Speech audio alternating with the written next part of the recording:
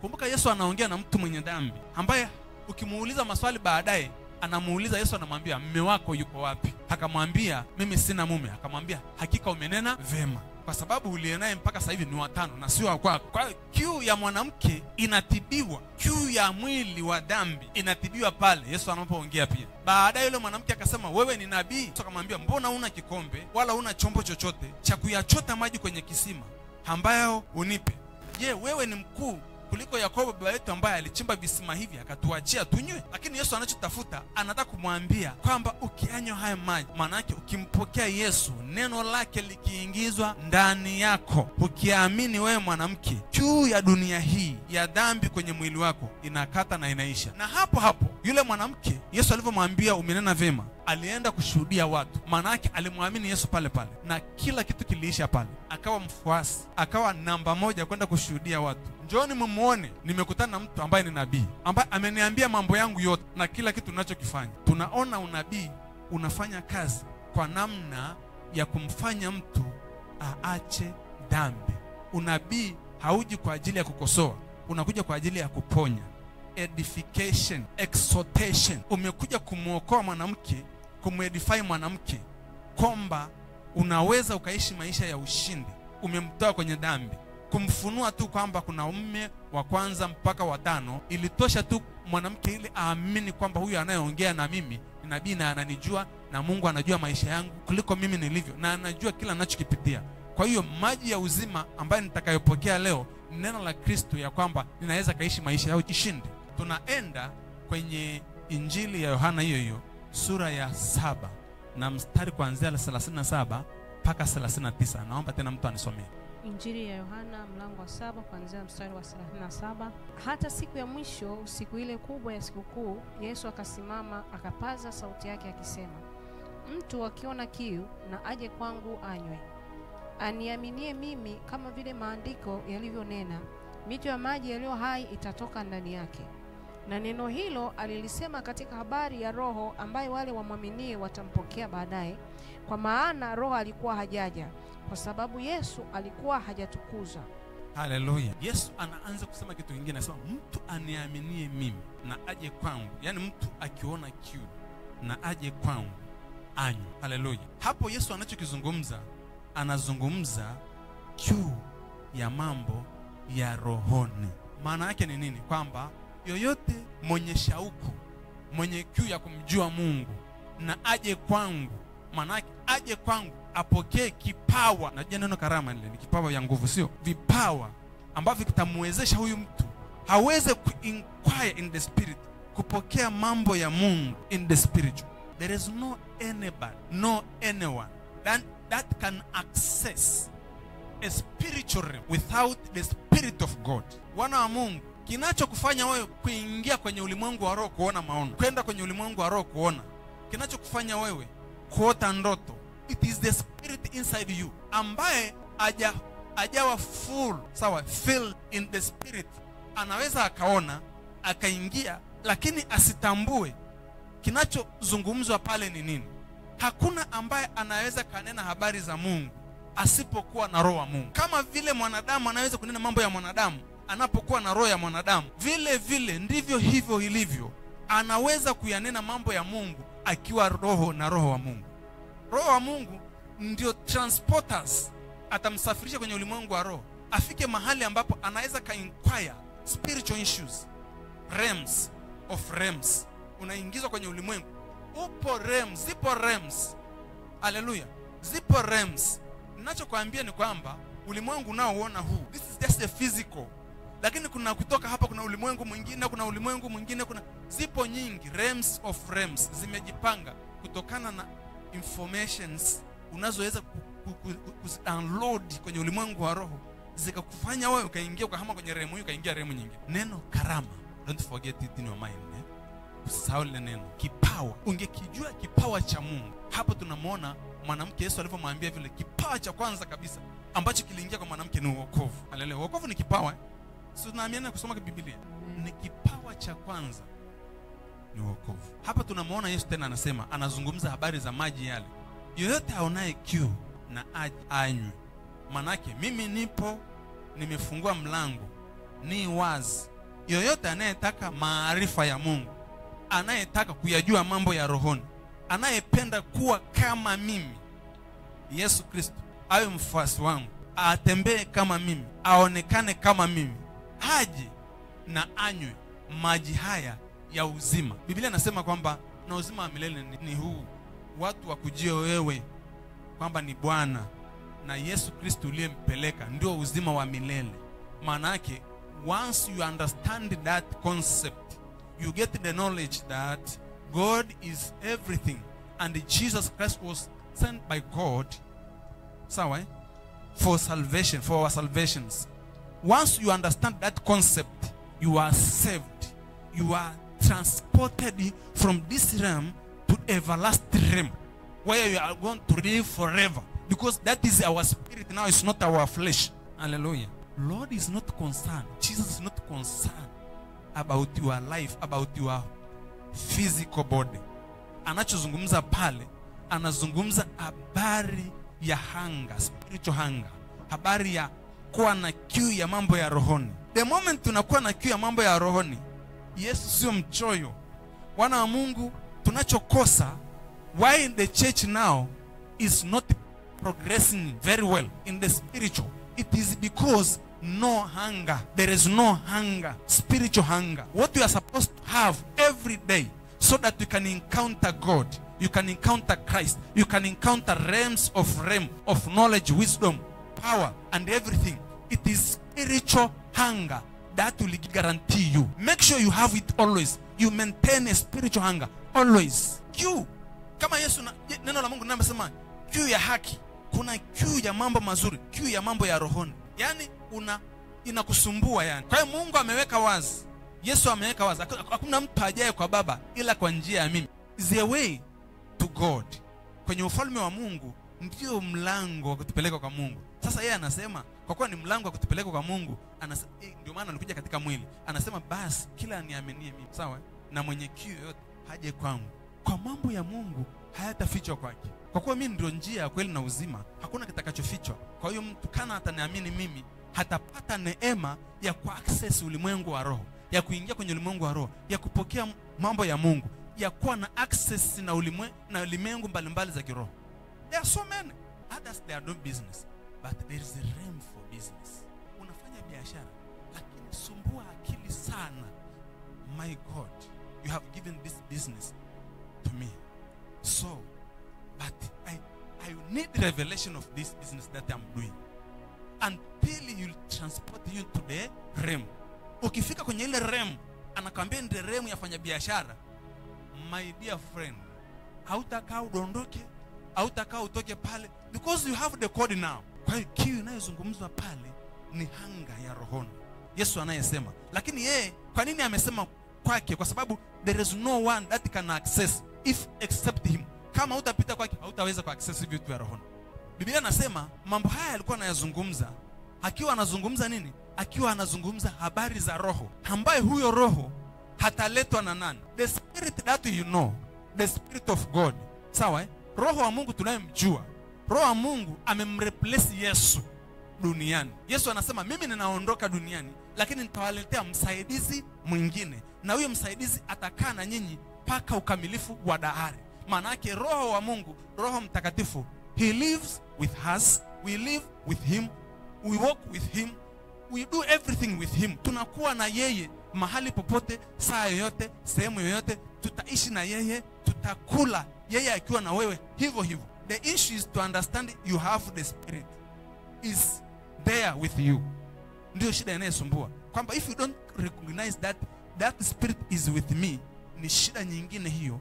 Hata utaona manifestation yake, utaona anajidhihirisha kwako vitu vinavyokushinda kushinda. Lakini the moment tunaelewa nimepewa huyu roho kwamba tutaishi naye milele, sio kwamba once anakuja alafu anaondoka. No, anakuepo na sisi. Ndio maana wakati injili, kusoma kitabu cha Matendo ya Mitume, wakati injili inahubiriwa, mitume walipokwenda kuhubiri injili sehemu mbalimbali, cha kwanza kabisa walichokuwa wanahakikisha, wanajua kwamba the man, someone has received the word of God. Ile neno ni Yesu Kristo. Then what follows, tunatakiwa tumpe roho wa Mungu ambaye ataishi naye, tumbadilishe. Sawa, kumbaptize yule mtu kwa roho wa Mungu aingie ndani yake ili aweze kuishi maisha ya Mungu ya umilele. Haleluya. Bwana Yesu asifiwe. Lakini leo mtu anaweza kaokoka hata mtu asimwekee mkono kumwombea Roho Mtakatifu. How? Ataishije kama mwana wa Mungu asipokuwa na roho wa Mungu? Sasa neno limemchange, neno limemconvert azaliwe kwa Mungu, lakini bado linaweza, roho wa Mungu asipoingia anaweza asioperate sawa sawa, kwa sababu lazima sasa awe waliozaliwa kwa roho ndio wana wa Mungu. Hakuna hata siku moja kutafika mahali ya kusema kwamba I'm satisfied because of what I have, nilichokipokea kwa Mungu kinanitosheleza. No, you must always have trance. Yani uwe na nani, uwe na kiu kila siku, natamani, my Lord, I need to go further, draw me near to you so that I can access a certain realm. Unataja zile realm unazozipenda. Hallelujah. Mito ya maji ya uzima yatatoka ndani yake. After receiving a spirit, we expect you to produce fruits of the spirits, to produce what we call gift of the spirits. The gift of spirits zinaletwa na Roho Mtakatifu. Hiyo mito inayoflow hiyo ni zile karama. Sasa karama, vipawa vinavyokuja vya rohoni vinaloletwa na Roho Mtakatifu. Jesus not gives the gift of the spirits. Jesus is administrator of the gift of the spirits. Ndio maana yeye alitoa huduma. Zile huduma anazoshika Yesu, administrator. Sawa, ni mlezi, anatoa vitu ambavyo vinasimamia karama. Administrator. Holy Spirit ndio anayetoa gifts, karama. Lakini Yesu anatoa nini? Huduma. Huduma kazi yake ni kulea karama. Ndani ya huduma kunazaliwa karama mbalimbali. Ndani ya nabii inatoka karama ya kinabii. Mto wa maji ya unabii una flow ndani ya nabii. Haleluya. Hizi karama ni mito mbalimbali. Ndani ya nabii inatoka mto wa uponyaji. Maana yake nabii ni huduma, lakini ndani ya huduma ya nabii kuna karama, kuna chemchemi ya maji ya unabii inatabiri na kuona. Haleluya. Hapo kuna karama, kuna mto mwingine ambaye ni karama inayo nini, inayo flow kwa ajili ya uponyaji. Huko saa nyingine inaweza katoka karama nyingine, mto mwingine wa nini, wa maharifa. Mto mwingine unaweza katoka tunasema discernment of spirit, roho ya kutambua, neema au karama ya kipawa cha kutambua nini, cha kutambua roho, cha kupambanua roho mbalimbali, cha kupambanua vitu. Out of your belly, anasema ndani ya tumbo lako yatatoka maji ya uzima. Lakini sehemu nyingine anasema ndani ya roho yako, where your spirit means ndani ya roho yako. Ndani ya roho yako, mtu wa ndani aliyeshibishwa yale ambaye amempokea roho wa Mungu, baba Mungu, basi vinaanza kumanifest, ndio Mungu ameingia pale. You receive Jesus in your spirit. Hatujampokea kwenye mwili, tumempokea kwenye roho zetu, na ndani ya roho zetu yakaanza kutoka maji ya uhai mbalimbali. Hakuna karama yoyote isiyokuwa na kitu cha kufanya kanisani. Ni mto ule. Every gifts they have something to do with church. Hallelujah. Ninaposema church nazungumza mwili wa Kristo, of which through his word, kupitia neno lake tumebatizwa kwa karama yake kuwa mwili mmoja. We are so many. Vipawa sisi ni viungo mbalimbali with one body of Christ, kanisa. Bwana Yesu asifiwe. Lakini ndani ya vile viungo mbalimbali tumebatizwa kwenye kuwa mwili mmoja. Hallelujah. Neno ubatizo kwa namna nyingine nasema totally immersed, not partially immersed, ndio baptizo. Umezamishwa. Tumezamishwa ndani ya huo mwili mmoja. Maana yake kuna mwili umezaliwa, lakini there is a force that came to force to collect us to be in one. While we have a lot of diversities. But in that diversity there is no differences people now. No difference unity. With one flesh we baptized to become one. Akaunganishwa, awe nabii, awe mtume. Kanisani kunaweza kuwa na manabii, kuwa na mitume, kuwa na wachungaji, kuwa na wainjilisti, but all of them, they are body of Christ. They are collected together. Hallelujah. Nitaangalia hivi vipawa mbalimbali. ambavyo kila mtu katikati yetu anahitaji kutamani. Biblia inasema mtamani yaliyo juu. Ni vitu vya kutamani. Ukitamani karama ya unabii, haleluya. Ukitamani karama ya maarifa, ukitamani karama yoyote ile, haleluya. Ukitamani apostolic gift, so many, there are so many, haleluya.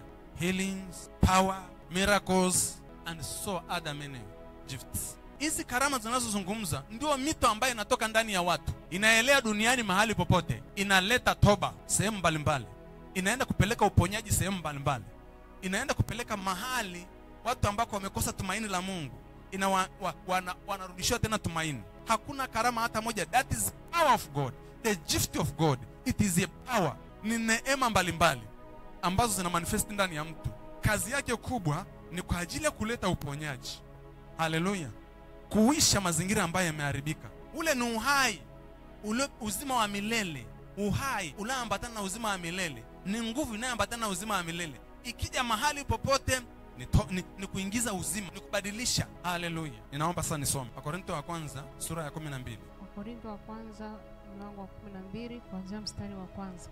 Yes. Basi ndugu zangu, kwa habari ya karama za Roho sitaki mkose kufahamu. Mwajua ya kuwa mlipokuwa watu wa mataifa mlichukuliwa kufuata sanamu zisizonena kama mlivyoongozwa. Kwa hiyo na waarifu ya kwamba hakuna mtu anenaye katika Roho wa Mungu kusema Yesu amelaaniwa, wala hawezi mtu kusema Yesu ni Bwana isipokuwa katika Roho Mtakatifu. Haleluya. Umeona Yesu aliposema kwenye kitabu cha Yohana, kwenye kitabu cha Yohana alipozungumza akasema kwamba alichokinena hapo, habari hizi alikuwa anazinena kwa ajili ya ile Roho. Sawa, kwa habari ya ile Roho ambaye hajaja bado. Haleluya. Kwenye kitabu cha Matendo ya Mitume sasa sura ya kwanza mstari wa 8, Roho Mtakatifu akamimina, akampokea Roho Mtakatifu. Kanisa likazaliwa siku ya 50. Bwana Yesu asifiwe. Ndio ikazaliwa Pentekoste pale. Lakini Pentekoste ilikuwa ni kila baada ya Pasaka, baada ya 50, baada ya Pasaka siku 50 wanahesabu sikukuu inaitwa ya vibanda, Pentecost, ambayo ilikuwa inasherekewa na Wayahudi. Sasa siku hiyo wa mitume walikuwa wamekaa kwenye sehemu baada ya Pasaka kuisha na Yesu alishakufa na nini, hawana tumaini tena, wengine wanasubiri Yesu ameshawatokea, lakini bado hawajui kinachotakiwa kwenda ni nini, hawana nguvu za kutoka nje, wanajifungia kwenye gorofa. Sasa wakati watu wanajiandaa na Pentekoste, ikatokea nguvu kutoka mbinguni. Sasa alisema ataleta Roho, akaja akapiga ile nyumba wale walioko pale. Ile Pentekoste haikumimina kwa watu wote. Pentekoste ilikuwa ni siku ambayo iko pale, lakini Roho wa Mungu tu aliintervene siku ile, kwa sababu mitume walikuwepo, akaja siku ile. Haimaanishi kwamba tuendelee kuisherekea kwamba ndio siku ambayo Roho ilitokea tu bahati, kwa sababu kusanyiko lipo, Roho wa Mungu akaja siku ile, lakini haina maana Pentekoste ndio halali tushirikie. Ilikuwa ni siku ya vibanda ya Wayahudi kama kawaida. Hapo ndio tunatofautianaga na watu kwamba tunaadhimisha Pentekoste kwamba ndio kanisa, yani ndio siku ya kanisa. No, when we say the day of Pentecost, the day it was there before Jesus. Ni siku ya Wayahudi. Ukienda kusherehekea Pentecost, mimi nitasema mimi sio Myahudi. Kujaa Roho Mtakatifu kujaa ndani yetu ni kila siku kadri tunavyohitaji. Ni kila siku tukiwa na hanga. Haijalishi uko chumbani, haijalishi uko kazini, haijalishi uko bafuni, ukimtamani atakujaza. Bwana Yesu asifiwe. Sio kwamba we are going to renew siku ambayo Roho wa Mungu alikuja duniani. Pentecost ndio siku ya Roho wa Mungu alikuja duniani. Pentecost ni siku kuu ya Wakristo, ya watu waliookoka. Nani alikudanganya sisi tuliookoka kwamba ndio siku yetu ya Pentecost? Sio kweli. Tukiadhimisha itakuwa ni mapokeo ya Wayahudi na sisi tumepokea, lakini haina kitu inachoweza kutuongezea, sawa, kwenye ufalme wa Mungu sasa hivi kama wana wa Mungu, kwenye ufalme tunaoishi, kwenye ufalme, kingdom reign. Hakuna kitu inaweza kaongeza pale. Bwana Yesu asifiwe. I'm trying to correct. Yani kuna vitu ambavyo tulishafundishwa mwanzo, tunaonekana kwamba siku ya Pentecost ndio ile siku, ndio siku ambako Roho wa Mungu alikuja, ndio siku kanisa lizaliwa, likaja. Pentecost ilikuwepo kabla hapo. Ilitokea tu. Na ile ukijua ilitokea tu, wale waliokuwa nje wanasherehekea siku ile hawakupokea. Kwa nini Roho haikuenda kule nje ikawajaza na Wayahudi wengine? Sio wangekuwa naamini Yesu. Kwa nini ilitokea tu? Sema zikatokea ndimi kama ndimi za moto, zikawashukia wale waliokuwa wamekaa pamoja, wakanena kwa lugha mbalimbali. Mwingine akanena Kiaramaiki ni lugha ya Kiebrania. Mwingine akanena Kiyahudi, mwingine akanena Kiarabu. Walioko nje wakasikia, wakasema mbona wananena kwa lugha zetu? Mwingine akanena Kiyunani, wakasikia. Sasa unataka uniambia kwamba ile Pentecost ilikuwa ni kwa ajili ya wote? Ile Roho wa Mungu alivyoshuka ilikuwa kwa ajili ya wote? Wao walikuwa wanashughulika na mambo yao ya Pentecost, wanasherehekea siku yao ya vibanda ya Wayahudi kama kawaida, sio? Lakini haikuwapata, ila walisikia watu waliojazwa Roho wa Mungu wananena kwa lugha ambazo hawa hawajui hizo lugha, ila wameshikiwa na Mungu, wakapata taarifa kuna lugha inaongea, lakini ile lugha inaongea inawaonya, nyingine inawaita kwenye ufalme wa Mungu, njoni. Nyingine nasema kwamba Yesu Kristo mliyemtesa na kumuua amefufuliwa, ndio mwana wa Mungu, ndio aliko hai, ndio Mungu halisi kabisa. Muamini Injili, tubuni na kuamini Injili mpate kupona. Kwa lugha yao wenyewe wakasikia. Sasa tunaposoma hiki kitabu cha Matendo ya Mitume, kinatuonyesha vitu namna hiyo. Lakini lazima ufike sehemu usome in deep ujue. Bwana Yesu asifiwe. Lakini kazi yangu kubwa leo nazungumza habari ya karama. Nazungumza habari ya mito iliyo hai inayoflow kutoka ndani ya mtu. Ni maji yaliyo hai mengi. Haya maji, hakuna maji pasipo mto, hakuna maji pasipo chemichemi. Sasa karama inapokuwepo ndani ya mtu, kuna vitu inavitoa, kuna matokeo ile karama inaizitoa. Yale matokeo ndio tunayesema living waters. Yale matokeo, that is a fruit of spirits, matunda ya roho, matunda ya karama mbalimbali, vinatoka vitu. Kitabu cha Wakorintho wa kwanza anasema kwa mstari wa 4 anasema there are diversity of gifts but the same spirits. Kuna difference diversities. Diversity maana yake dimensions, yani ni vitu vingi, diversities tofauti nyingi za karama, lakini there is only one spirit. All of us tunafanya vile, tumejaza vile kwa roho mmoja ambaye ni Roho Mtakatifu, Roho wa Mungu. Unamkuta huyu anazungumza kwa lugha, huyu ananena kwa lugha, huyu anatafsiri kwa lugha, huyu ana neno la maarifa, huyu ana neno la hekima, lakini wote anayefanya ni roho mmoja. Na haimaanishi kwamba ukiwa nacho wewe kinaweza kufanya wewe kukamilika katika sehemu nyingine, ila tunahitajiana kama viungo. Sasa tulete pamoja, that's why we baptize in one body. Tulete pamoja ili tufaidiane hivi vitu kwa kazi moja tu, kuliongeza kanisa na kuleta ukamilifu ndani ya kanisa, ukamilifu wa kumsikia Mungu clearly. Kuna karama ya unabii ipo katikati yetu. Wengine mna karama, mnaweza mkawa na karama ya unabii, lakini nabii kama nabii aliyebeba karama yake akizungumza, yeye haina doubt, haina nini, imekamilika hicho kitu. Kwa nini? Kwa sababu wamepewa neema ya kumsikia Mungu waziwazi. Saa yote yuko masikio yake yako wazi. Yaani mwana wa Mungu, wewe unaweza kaota, wewe unaweza kaona vision, lakini hata asikie vitu, asikie kwenye mwili wake tu, alafu asense roho iongee iseme hapa kuna hiki na hiki na hiki na hiki, na atakuja kukuambia mind of God. Ukizungumza sura ya mstari wa 5 anasema there are different of ministries but the same Lord. The first different diversities of gifts but the same spirits. But now when you come to the verses 5, difference of what? Administrations. But the same Lord. There are difference of activities, diversities of activities, but the same God who works in all in all. Ninataka leo uelewe kitu kimoja. Kwenye kitabu cha Wakorintho sura ya 12 kinachoelezwa pale, anagawa mafungu matatu kwamba ni nani anayesimamia hiki, ni nani anayesimamia katika utendaji wa kazi ya Mungu. Mahali popote anasimama Mungu mwenyewe. Manifestation, wherever manifestation happens, ni kwamba ni Mungu mwenyewe mtendaji katika ile kazi mbalimbali. Ukiona mguu wa mtu umepona, yale ni matendo ya Mungu. Usiangalie karama zinazofanya ile kazi. Ule mguu umepona, ule uponyaji ni activities, ni kazi imefanyika, is an action, that is God himself. Hallelujah. Lakini unaposema ministry, you speak about the apostles, prophets, pastor, evangelists. Unazungumza mwingine teachers. They are there in the body of Christ, lakini wao they have one Lord. Jesus is the one give them the ministry and they are responsible to Jesus. Kama hata itendea haki, Yesu ndio mwajiri wao, Yesu ndio aliyetoa, ndio amewapa, watakuja kuwa watawajibika ndani kwa Yesu. Administrations of these gifts now belong to Jesus. Jesus ndio ana administer. Kwa administration maana yake ni kusimamia, ndio msimamizi. Bwana Yesu asifiwe. Roho Mtakatifu anatoa, lakini Yesu anasimamia. Kwa karama yoyote lazima iwe ndani ya huduma yoyote ili iweze kusimamiwa vizuri. Huduma ndio inatambua hii ni karama gani. Hallelujah. Hallelujah. The spiritual gifts are given by the spirits. Administration of the ministries are guided by Christ and given by Christ. Operation, utendaji, it is by God himself. Nataka nizigawe hizi karama katika njia tatu, makundi matatu. Nikigawa katika makundi matatu ya hizi karama mbalimbali, sasa tutaanza na classification of the gifts of spirits katika hizi classifications za hizi gifts zilivyogawanyika. Gifts, when we speak about gifts, hizi karama zingeandika katika makundi matatu. Ziko 9 kama Paulo alivyoeleza 9, ingawa ni zaidi ya pale. Kuna karama nyingine ambazo Mungu anaweza kututumia lakini utaikuta imeandikwa mahali. Lakini Paulo alijaliwa kuziandika 9. But there are so many. Naongea kwa haraka. Karama ya kwanza ambayo Yesu, kuna zile karama za mafunuo. Karama za mafunuo kwa lugha ya Kiingereza tunaziita the gifts of revelations. Kwa namna nyingine zinaitwa the gifts of mind, zinacheza na ufahamu. Hapo zipo 3. Hapo tunazipata 3. Tunaita the gifts of revelations, za mafunuo. Kati ya zile 9 zinagawanywa namna hiyo, za mafunuo.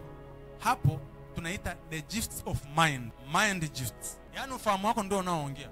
Ufahamu wako ndio unayesema. Zinatumia ufahamu wa mtu sana. Bwana Yesu asifiwe. Ya kwanza tunaipata the word of wisdom, neno la hekima. Neno la hekima, mwana wa Mungu nikwambie, neno la hekima linatumia ufahamu wa mtu. Na neno la hekima kazi yake kubwa ni kutoa suluhisho mahali ambapo vitu vimegoma, havitembei, hatujui namna ya kutoka pale. Neno la hekima litakuja. Kuna mtego umerushwa katikati yenu, hamjui mnatokaje. Neno la hekima litakuja kwa mtu, ataambiwa apply, atasikia tufanye hivi, fanya hivi, fanya hivi, fanya hivi, unatoka hapa. Sasa mara nyingi unaweza kutumia na hicho kitu alafu usielewe. I'm speaking about living water. Living waters, these are gifts of spirits that flow in somebody's heart to bring the result, to bring revelation, different revelations, to bring healings to different people. Nilikuwa nazigawa hizi karama mbalimbali. The word of this wisdom, nimesema gifts of revelations, zinaitwa the mind gifts. Nikasema the word of knowledge, the word of wisdom. The second one, the word of knowledge. Neno la nini? A supernatural revelation also of divine knowledge. Supernatural of revelations of divine knowledge. Sawa? Ambayo ina flow, ni maarifa ambayo hata huyo mtu kimwambia anavyo-inquire, anavyoyapata, huwezi kujua. Ila akikaa tu, akisoma neno tu, anatoka na vitu vingine kule ndani ambako kusoma hapo siku zote ukisoma upati wao uone. Lakini mwenzako akisoma anapata ni supernatural divine knowledge inayokuja na kitu na ufunuo mpya na ufahamu wa Mungu mpya. Ndio maana Mungu alituambia impart the word with heaven knowledge and power. Ni mafunuo ya Mungu ya maarifa. Utatoka ufunuo wa maarifa utakao kufundisha afya ni nini, namna ya kudili na afya yako, usiugue. Na utaugua kweli, kwa sababu utaelewa. Itatoka supernatural knowledge, namna ya kumanage mwili wako usichambuliwe na magonjwa mbalimbali. Is knowledge. Ndio maana zinaitwa gifts of what mind. Utakisikia huku, kama unapuuziaga ufahamu wako, vitu unavyovisikia hauwezi kudiscern na kudocument, utapoteza muujiza siku moja hivi. Kuna siku biashara itakuwa ngumu, alafu akwambie fanya hivi, fanya 1, 2, 3, alafu utapuuzia. Hapo utapishana na Mungu mzima. Hallelujah. Lingine, neno lingine ambaye ya 3 kwenye hiyo karama ambazo nimesema gifts of revelation. Nyingine, karama nyingine, discerning of spirits, kupambanua roho. A supernatural gifts. Sawa, revelations ambayo inaingia sawa kwenye ulimwengu mbalimbali, kwenye realm mbalimbali za spirit mbalimbali, and to detect them and their nature and to know them and to know their minds. Yani zile hiyo inaingia kwenye realms za viumbe mbalimbali, inaingia kwenye realms za viumbe mbalimbali, kwenye ulimwengu za roho ya viumbe mbalimbali, ikadetect mawazo na plani za zile roho. Grupu lingine la karama, kuna karama zinaitwa karama za tunaita the gift of inspiration, zinaitwa vocal gifts, zinatokana na sauti. Inspirations. Karama, inspiration Kiswahili chake is like to inspire someone. Uvuvio, karama za uvuvio, inspirations. Ikikuingia zinaitwa vocal, inakuvuvia kweli. Unajikuta nao umeingia kule ndani, inakuburuza kama inavyotaka. Moja hapo hii karama, the gift of prophecy, karama ya unabii, sio nabii, karama ya unabii. Unabii ni ofisi ya unabii. Kuna ofisi ya unabii alafu kuna karama ya unabii ambayo in the church it can use, anybody can be used. Anybody can be used.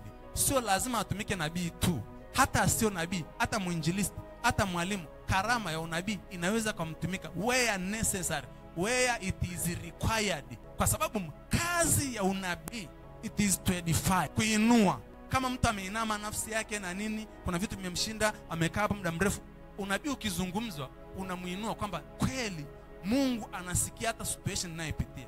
Mungu anajua hata nilivyo, inakuinua tena. Karama nyingine ya nabii, exhortation. Exhortation ni kuinua. Edification, kumjenga mtu katika maarifa ya Mungu, kukuza kanisa, kulifanya kanisa lijengwe. Ile exhortation ni kuinua, lakini edification ni kujenga.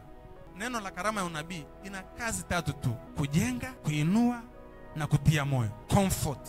Unabii hauwezi kuzungumza mahali, yani Mungu azungumzaji tu from nowhere, kama hana namna ya kumjenga huyo mtu, kama hana namna ya kumuinua huyo mtu nafsi yake, kama hana namna ya kumcomfort huyo mtu. Situation anayepitia ni ngumu, Mungu anacomfort, bado Mungu anakuwa, Mungu yuko pamoja na wewe. Hiyo ni karama. Hizo ni sehemu nyingine ya karama ambazo unabii unaangukia kwenye karama ninayosema ni gifts of what? The gifts of inspirations. Ni karama za uvivio ambao kwa namna nyingine tunaita vocal gifts.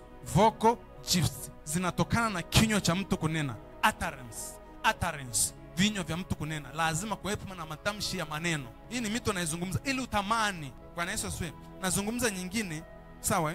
Nyingine ambayo inakuwa ni aina za lugha, different kind of tongues, aina za lugha. Lugha ziko mbalimbali. Wana wa Mungu, hakuna lugha moja. Kama ukikaa vizuri, ukiomba vizuri, unakuta lugha yako unaweza katoka dimension fulani ukahama ukaenda nyingine, wakati ukiwa full in the spirits. Kubwa sana katika unenaji wa lugha ni kwa kujenga mtu binafsi, lakini ikitafsiriwa inajenga na wengine na kanisa na kitu kingine. Kingine ambacho naweza kuzungumza, nazungumza interpretations of tongues. Tafsiri za lugha ni karama inayoangukia kwenye hizo karama zinazoita nini? The gifts of inspiration, za uvuvio. Interpretations of tongues. Hallelujah. Amenena mmoja, mwingine anajua, anatafsiri kwa lugha anayoifahamu ili watu wapate kuielewa. So tunapositiza kunena kwa lugha, tunasitiza kunena kwa lugha hili kukufanya wewe uweze kuinuka haraka, kufanya wewe ujengwe haraka, uijenge nafsi yako isinyamae, iweze kukabiliana na mawimbi yaliyopo dunia hii, sababu nafsi yako ndio iliyo dhaifu, haiwezi ikashindana na mawimbi yaliyoko duniani. Ninaingia kwenye group la tatu. Group la tatu, gifts of power, zinaitwa karama za nguvu. Gifts of power, kwa namna nyingine working gifts, karama za kutenda, za nguvu, ambayo kwa namna ya ajabu asilimia nyingi hii karama imejaa sana kwa mitume. Lakini ninayesema inspiration imejaa sana kwa nabii. Mtu anayeitwa nabii asilimia kubwa atakuwa amebeba hii karama sana. Lakini in revelation, apostle can be used, teacher can be used, pastor can be used, evangelist can be used. Wote wanaweza kutumika. Lakini tunapozungumza power, karama za nguvu, za utendaji, huduma kubwa sana iliyobeba utendaji wa Mungu, manifestation ya vitu vingi sana, ni huduma ya kitume. Mtume ambaye amekuwa kwenye nafasi ya kitume, amekaa vizuri, atatumika kwenye unabii, atatumika kwenye power, atatumika kwenye kila eneo, atatumika. Bwana Yesu asifiwe. Haleluya. Kuna manabii wengine afundishi, sio kazi ya kufundisha. Wachache wanajaliwa neema ya kufundisha. Wao ni nyakati, Mungu anasema nini, mind of God heads, anadini na kila mmoja yeye dunia nzima. Lakini apostles, they are given a different gifts, wamepewa neema tofauti sana kwa ajili ya kanisa. Apostle anaweza kaenda porini, akasimama, akahubiri, watu wakaokoka. Apostle akageuka pale pale akawa mwalimu, akafundisha watu. Apostle akageuka pale pale nyakati zile akawa mchungaji, akalea watu. Apostle akageuka pale pale akawa mwinjilisti. Bwana Yesu asifiwe. Haleluya. Bwana Yesu asifiwe.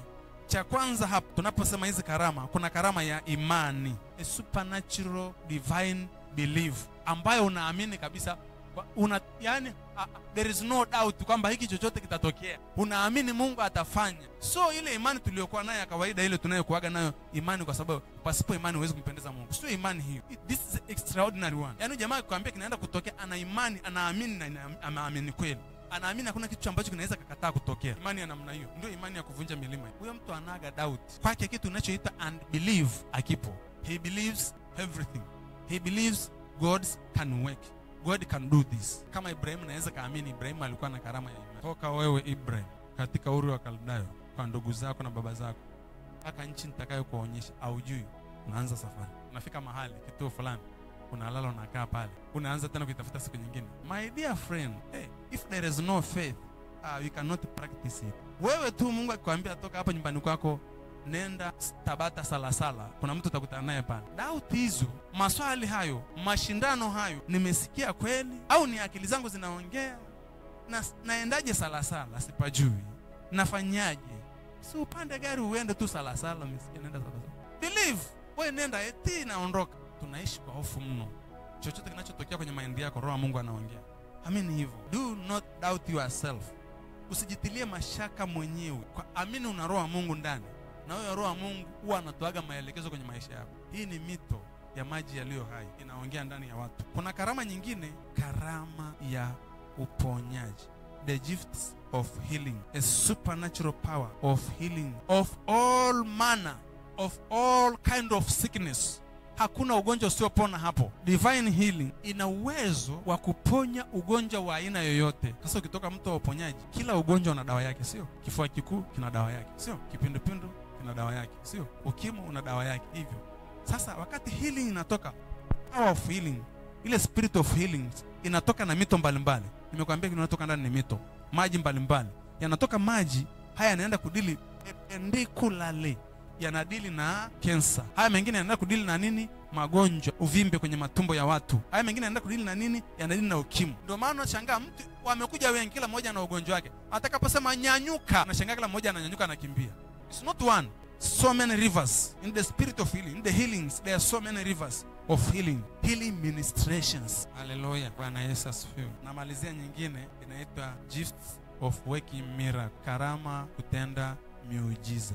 Karama ya kutenda miujiza. A supernatural power to intervene any ordinary cause of nature. Kwa ajili ya kufanyaje?